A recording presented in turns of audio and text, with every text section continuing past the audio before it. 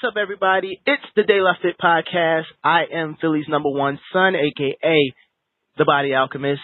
My partner, Rob Miller, is not here again. He's in the gym where he always is training for another meet, always leaving me to do these things by myself, but that's all right. I've got a joyful guest with me today. I have a Miss Brittany. I am so sorry. I should have asked you your last name. That is my faux pas. When it comes to being an interviewer, bad interviewer. But all the way from the best coast, the West Coast, comes Miss Brittany. Introduce yourself, please. Brittany Noel.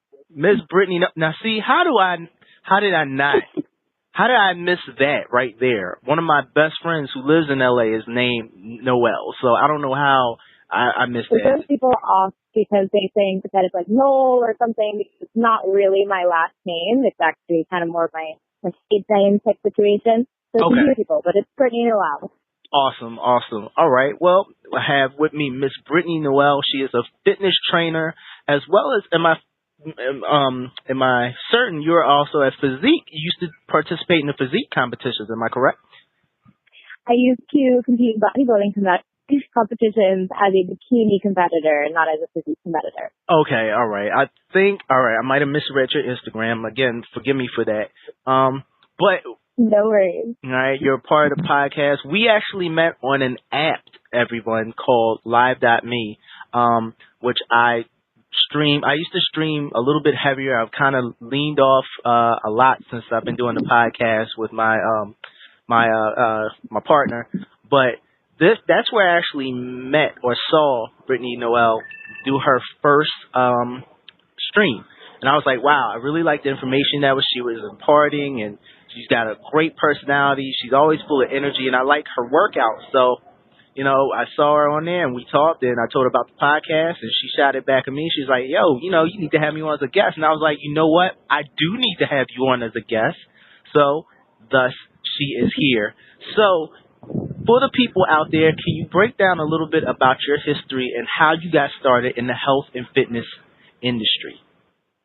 Yeah, for sure. So I actually was a track and field athlete my entire life. I was a 100 and 200 meter runner. I ran at UCLA as a sprinter. And it was really in college that I got super into weightlifting. I was seeing things happen faster in the gym than on the track. And so I just really wanted to focus on getting better at weightlifting. I also had a background in physical therapy. I worked with an aide for many years and really wanted to learn how to fix my own injuries and the injuries of other people. But after I finished school, I was a little burnt out. I didn't want to go straight to grad school. So someone suggested that I become a personal trainer. And I got certified as a trainer, went through NCSF, and then I started training people, and I really loved it. And I was able to just learn what I wanted to learn more about weightlifting, getting more gains, nutrition, injury prevention, and better movement. And I've just been doing that ever since and helping people to reach their goals, and it's really enjoyable for me. Awesome. How long have you been doing that? Oh, wow. I think I've been doing that for almost 8 years now. Nice. That's awesome. And what is the most joyous part you would say about is I don't want to say it's a job, because normally individuals who I talk to who are in this industry, and I really don't even like calling it the industry, who are in this awesome field of awesomeness. Individuals who are normally in here, they're in there because they have a passion and a great feeling for it. So, what makes you feel, drives you? What is the best feeling that you get from what it is that you do? The best is when you help your client to reach their goal. That's always great. But then when you also get them to a place where they actually love to work out and they love what they're doing, when that light bulb kind of comes on and they realize that everything that they've been training for is coming together, everything that you've been saying to them is actually making sense. And now you're spending less time trying to convince them that working out is awesome, and you're more so helping them to just do really fun things at this point and seeing fitness as being fun and not a job. Right. Absolutely. And what would you say would be one of the most difficult, one of the difficulties you have within the field, with dealing with your clients, or something that you deal with consistently that you're like, I wish I didn't have to deal with this. I wish I could break individuals out of this. Yeah, it's definitely, I'm a very passionate person. I'm even a coach, and I'm a very passionate coach. Mm-hmm. I want the best for all of my clients. I know that they have so much inside of them that they can accomplish. And it's always really difficult when they just don't see that for themselves. You know, I can't do the workouts for them. I can't convince them to eat better. I can't convince them to pay attention to the things they're putting on their body and their body. And it's not any fun if they're not having fun doing it, or if you're trying to be kind of a dictator. I definitely like to have more of a friend type of relationship with my clients, and like we're in it together. Right. So it is really difficult when I'm the one that's like, come on, you've got this, and I'm trying to kind of pull them on my back to do stuff.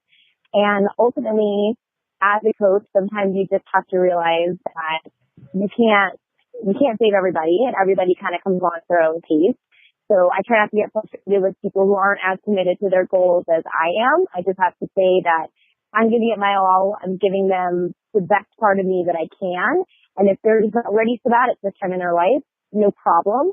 You know, I just hope that when they do eventually decide to commit, that they'll recontact me and let me be that person to help them go to that next phase in their life.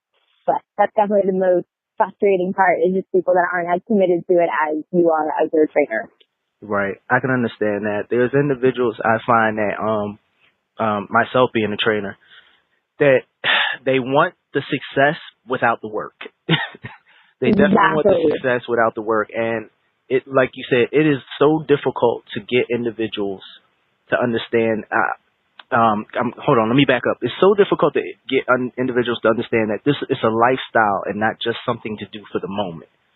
You know, that's the biggest thing that I feel like individuals don't really understand.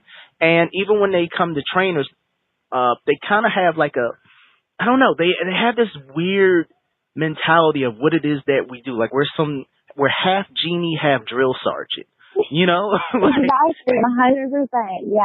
Yeah, so it's like, you know, like we're supposed to make miracles, you know, like there's a woman came to me one day and she was like, I want a Beyonce body with a little bit of, I don't even know how she did it. She was like, with a little bit of Lauryn Hill, and like she had a list.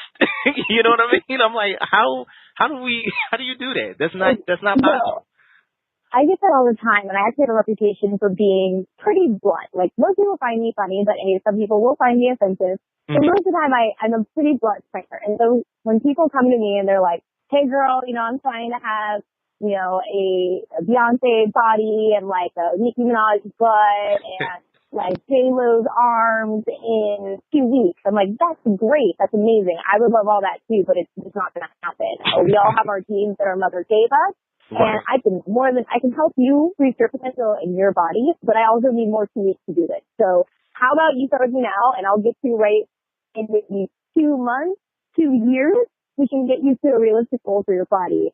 And I'm just very straightforward about it, and it's they either appreciate it or they're like, on the next. But for the most part, I think people understand it, or I'll try to give them a very realistic goal of like, yeah, I would love those body goals too. You know, I'd love to look like my girlfriend over here, but just by nature of it, we have different genetics. Like, I'm never going to have the type of curves that she might have. I'm never going to be super straight up and down like this girl. It's fine. Just know what you're working with, and I can come up with the best version of you that I can. Right. And it's so hard. I know Rob and I, we normally talk about this. It's really hard to get individuals into the biggest part of what this all takes, no matter what it is, which is getting people into themselves, really investing into themselves, which is what health and fitness is really about. Being fit, working out, it's really an investment. You know, it seems like more people want to spend time having fun, quote, I'm shooting up air quotes as though people can see it. But, you know what I mean? It's like they want to have the fun, but a lot of the things they consider fun breaks them down. But the things that'll build them up, that'll allow them to continue to have that fun, is something that they find it's a punishment. You know what I mean? And it gets to be frustrating, and it's somewhat sad if you really look at how our societies go. Now, I know you're in the West Coast, and are you in LA? Yeah, I'm in LA. All right, so I know me being an East Coaster, all right, and specifically from Philadelphia, so it's a little different. I know that or at least I've been told, out in LA, they're more focused on staying fit, being fit. Is that true? Like we see it, posted, or I should say, promoted, or is that just in certain areas? I would say it's definitely common across Southern California. I do know there's quite a difference between SoCal and NorCal. Right. Northern California, they do have a little bit of a different weather patterns where they are a little bit more bundled up, but pretty much in Southern California, the general vibe is everyone is very healthy and of the notion of at any time, it's going to be hot. So at any time you need to be shorts ready, tank top ready, or bikini ready. Okay. Definitely in LA, it's more of that because you are closer to the beach, as opposed to I grew up an hour east of Los Angeles in what we call the Inland Empire. Okay. So there's less of the beach ready type of body, but it gets upward of 100 degrees out there. So you're definitely in shorts, tank tops, showing off your body. So I would say in Southern California in general, it's very much a thing to be in a good shape all the time. Okay. Also, I do think that it helps the fact that people do have that mindset. We have a lot of things available to us. There's always a healthy food mart. You can get, almond milk places. You can get fancy smoothies and teas. There's vegan places, vegetarian places, tons of avocados. Right. So there's a lot of things available to you in California to help you with that healthy lifestyle. And it is actually quite of a shock to me when I travel to other parts of the country to see just the differences in what's available in California that's not available in other places. It's very easy to be vegan, vegetarian, pescatarian here in California, whereas, in the South, they will look at you kind of crazy if you ask for unsweetened tea or something that's, vegan or vegetarian friendly. Very hard. So it is definitely, I would say, more accessible to live a healthier lifestyle in California, and more important to be kind of year-round ready for that summer body. Okay. It's funny as you say that because I don't know if I am vegan. So, typically I hear from a lot of my friends in the West Coast, they're like, you need to come out here. Actually, the West Coast, LA and Houston. I always hear that specifically. They're like, go out to Houston. There's so many vegan restaurants, and the West Coast. There's so many places, specifically, like you said, Southern California. They're like, you should come out, But we're doing a little bit better over here. Philadelphia has changed a lot in terms of its eating habits and things like that. I mean, at one point we were known as the fattest city in the country. So that was horrible. So we're trying to do a lot to change that. I mean, I think the overall outlook for us here is that, and I find being a trainer, it depends on where you are. Just like you're saying, being in Southern California and being in Northern California, depending on the weather patterns and things like that. Philadelphia being a more blue-collar city, we find a lot more strength and conditioning, from the type of jobs and the type of lifestyles that people live, And of course, you have, the beach bodies, the people that want to get fit for the summer. So, it's finding that little niche that we do here versus like maybe in New York, which I don't know. I think everybody wants to be a star in New York, and I maybe somewhat the same out in California as well. But a question, I am curious, are you still competing in your bodybuilding and the bikini? I have not competed in a while. I think a little over a year. Okay. And it's mostly just because my goals have changed a little bit. I used to compete a lot more for the exposure. Or I wanted to see exposure as a fitness model, one. And two, I like to have those goals of getting in a particular shape. Now at this point in my life, I still love being on stage. I love it. I love getting dressed up. I love all of that. Mm-hmm. I just have found myself in a place now where I don't necessarily need the competitions for the exposure anymore. It kind of built up my brand enough. Okay. And they're expensive. And there's things in my life now that I want to be a little bit more focused on putting my money towards. However, I definitely have not put away my competition shoes, as it says. So if there's an opportunity for me to compete for a good cause or maybe to raise money or something like that, I would definitely be willing to get back into that sort of conditioning. A great goal to have. So I'm not going to say I'm never going to compete again. Just the right time is what I'm waiting for. The right time, the right competition, and the right place. What's up, everybody? We hope you're enjoying the interview thus far with special guest Brittany Noel as she talks about being a physical trainer, a competitor, and her views and thoughts about the fitness industry in general. Right now, we'll get back to it right after these messages. What's up, everybody? It's the Day Life Fit Podcast. I am Philly's number one son, aka the Body Alchemist, along with my partner, the Humanistic Spirit, aka Rob Miller. And we want to invite you to join us every Friday at 9 a.m. sharp Eastern Standard Time to tune in and listen to us talk about fitness, health, holistic health, veganism, non-veganism, maybe a little bit of politics, not a lot, because we're not really politicians. We ain't into that bullshit. But maybe talk about picking up stuff and putting them down, Talk about getting fit, getting swole, getting jacked. And maybe just getting a little shredded. I don't know. Depends on what it is you want to talk about, But we're talking about it from our perspective. So tune in. That's right. Every Friday at 9 a.m. sharp, we're dropping new episodes, all right? And we're on Google Play Music. We're also on iPodcast. We're on Spotify. We're on everything. So tune in.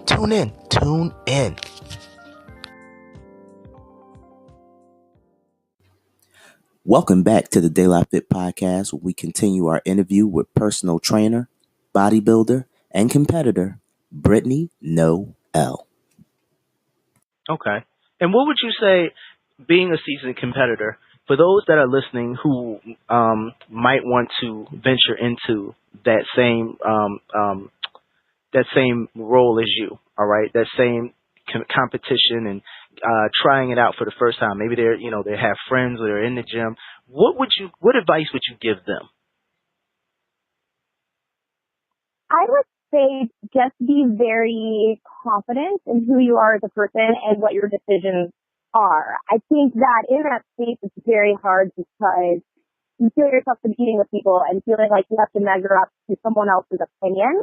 Mm-hmm. A lot of competing is judgy. There's someone who's judging the way that you look, the way that you are standing on stage. There's a lot of stuff that is out of your control. And I think that sometimes can mess with people's self-esteem because, especially with competing, it is your body. It's you. So if someone is telling you, you're not winning that competition, some people take that very personally. They don't see it as it's very subjective, right? Okay. Also, I feel that a lot of people sometimes get in a weird place when dieting for competitions. They look at the way other competitors might be dieting and it might seem like it's working for them, whereas they don't take into account what their own body needs. And so I find that people sometimes struggle with body dysmorphia. Some people struggle with yin-yang with their diet. And my approach with bodybuilding was always kind of my own take on it. So I always ate what I wanted to eat, but within the realms of what I knew was going to help my body look a certain way.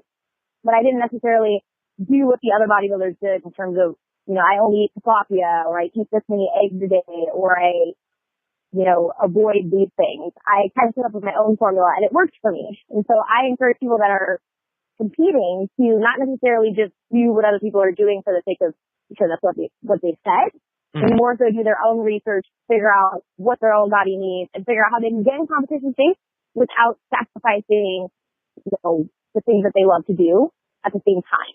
I don't know if that makes sense. So basically it sounds like you're saying you really keep your own independent mindset about how to go about being a bodybuilder. Exactly. I want to be happy in anything that I do. I never want to feel like, I can't eat it because it's going to mess us up. No, it's all fuel. It's all food. You have to be responsible. Know what your masters are. Know what's causing what effect.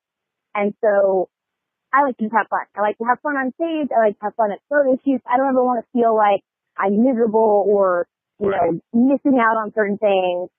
So I think that if you're going to compete and have fun and don't lose your own personal voice just because of some goal that you're chasing or a trophy. You know what I mean? That's awesome.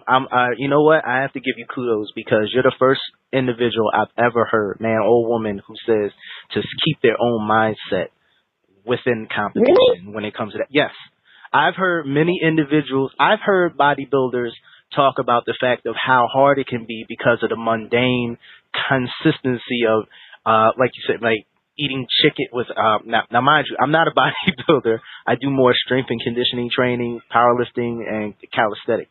But individuals that I know or I have seen interviews, they consistently talk about the I think it's broiled chicken and rice and broccoli and asparagus, yeah, yeah, like yes, exactly. And I hear them, and it sounds as though, unfortunately, even though they are passionate about competing, they're passionate about doing it, and they have great discipline. Because I'll say it takes huge discipline to be a bodybuilder. That's something I was told and taught by watching individuals who were solid competitors, and that's why again I give you kudos because that is a discipline that I myself don't necessarily know if I would want to undertake. I admire it, but again, you are the first individual I've ever heard that's just like, no, do your own thing, know what the food does, but, have fun doing it.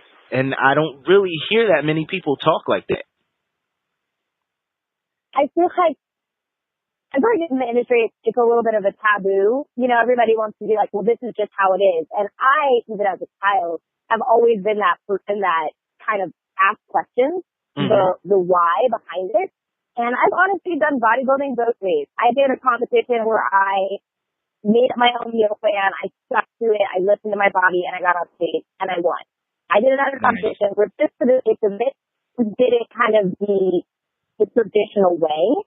And my photos looked the same, right? The photos looked the same. I won that competition as well. And I just kind of thought about it, like, well, what would you rather do? Would you rather be happy and have fun on this journey or feel miserable or like you can't wait for it to be over? That's not a feeling that I wanted to have. And so I'm really happy that I took the time to do both. And I counsel people on that. And I think a lot of that came from, too, that I started actually in the beauty pageant scene before I went to bodybuilding.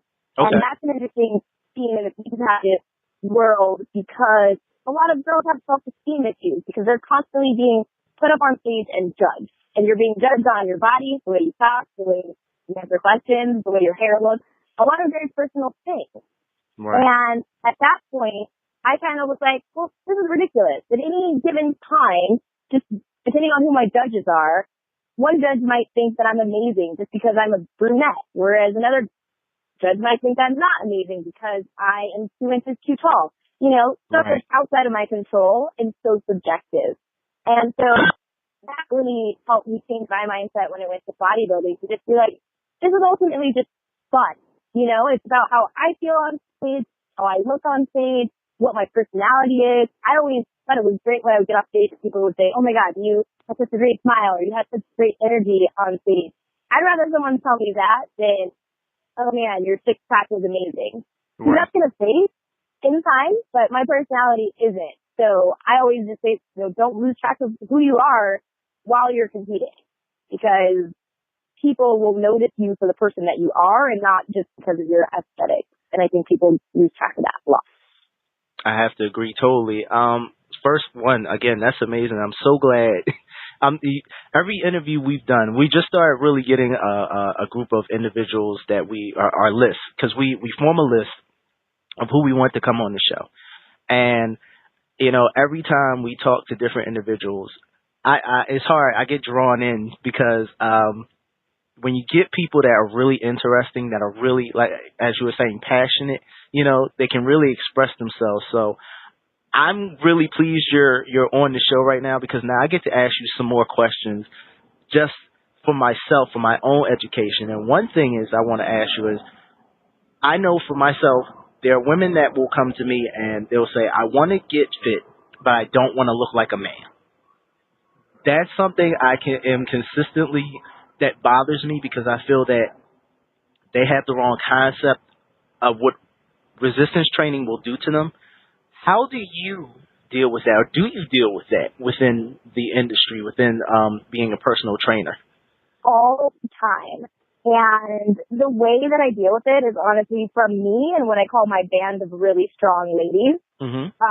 There are about 5 of us at the gym that we work out at, actually more than that are very strong, and we have amazing bodies. And 9 times out of 10, women will come up and be like, I want to look like either myself or like this girl or that girl, but I don't want to, get close And I asked him, like, okay, well, does that person look like a man to you? Does that person have an unnatural amount of muscle tone? They're like, no, she's sporty. And I'm like, well, that girl can deadlift 200 pounds.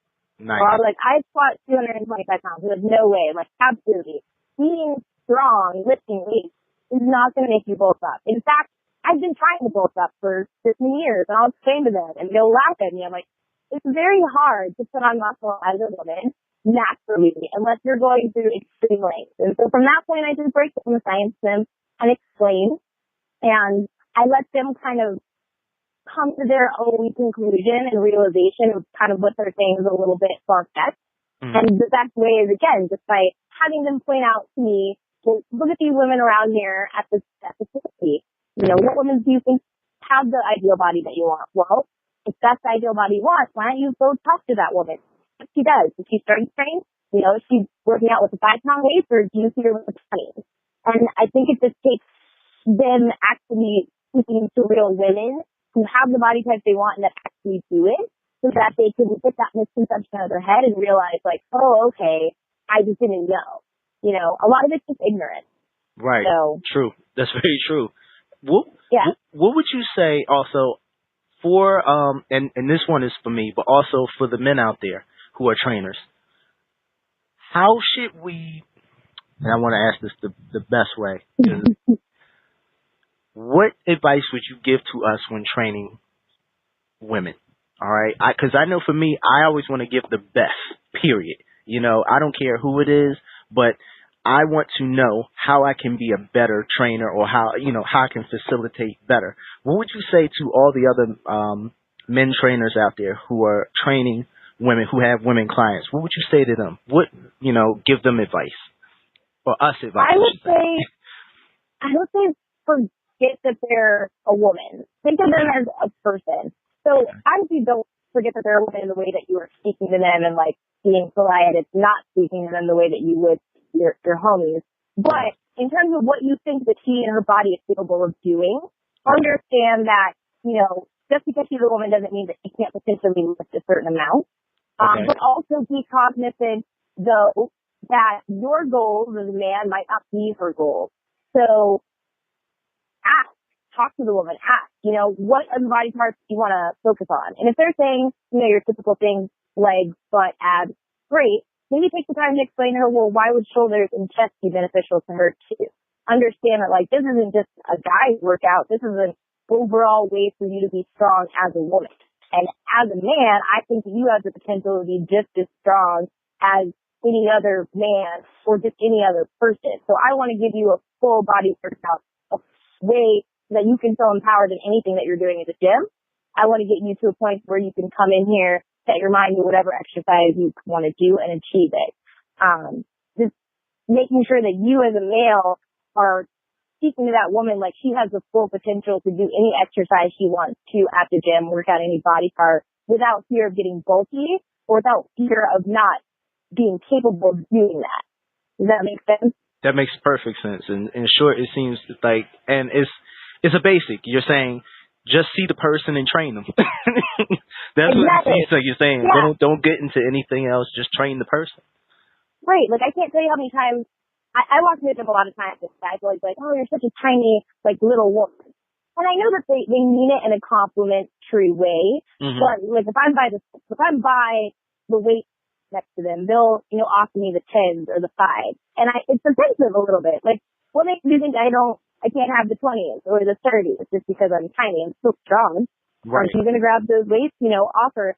And I think when you're, especially training someone new in fitness, it kind of it reinforces that notion that women aren't supposed to lift heavy when you just assume, oh, I should start this lady off with a 2-pound weight or 5-pound weight. If that woman is just unexperienced, by all, but take the time to get to know her. Ask her, like, all right, do you lift up your kid by any chance? You carry your purse around? Well, how much is your toddler weigh? Is your toddler like 30 pounds right now? Okay, cool. I think you can deadlift probably 30 pounds then. Right. But I mean, just figure out, like, what does a woman do in her life and reinforce to her that you're probably a lot stronger than you think. You probably have a lot more strength. You just don't think of it as doing something strong. You think of it as an everyday activity of yours. Right. And so just having that insight to dig deeper and ask more questions and make less assumptions. That's awesome. And I appreciate you sharing that information with all of us, because I know I know myself. Again, my ultimate goal is to give the best I can give, but I also know that there are many trainers out there that, I'll just say it, for lack of a better word, they're not trainers. You know, there's individuals that have certifications. There's individuals that consider themselves, again, like we talked about, more taskmasters than coaches and trainers, which is another reason for myself that I was just like, I wanted to become a trainer, because working out, learning a lot of things, having all these experiences, and then working out with other people time after time, you find that some people, they just want to hurt you. You know what I mean? I don't know what it is.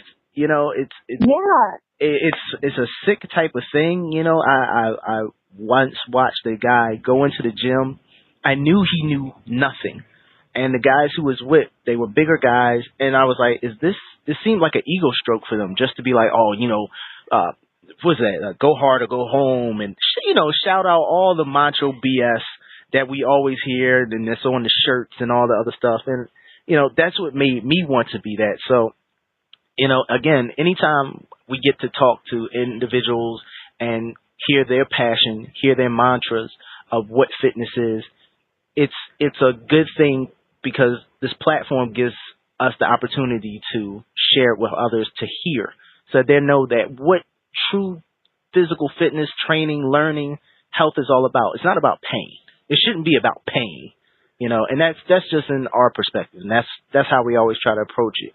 And we appreciate you so much for coming on the show. We hope that you come back. In fact, you're invited back.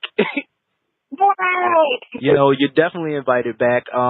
In fact, might want to talk over some things with you after the interview. But thank you so much, Ms. Brittany Noel, for coming on. Anybody, please leave your social media. Let them know what your social media is, and your email if they're in the West Coast or wherever they were, that they might want to get in touch with you, please.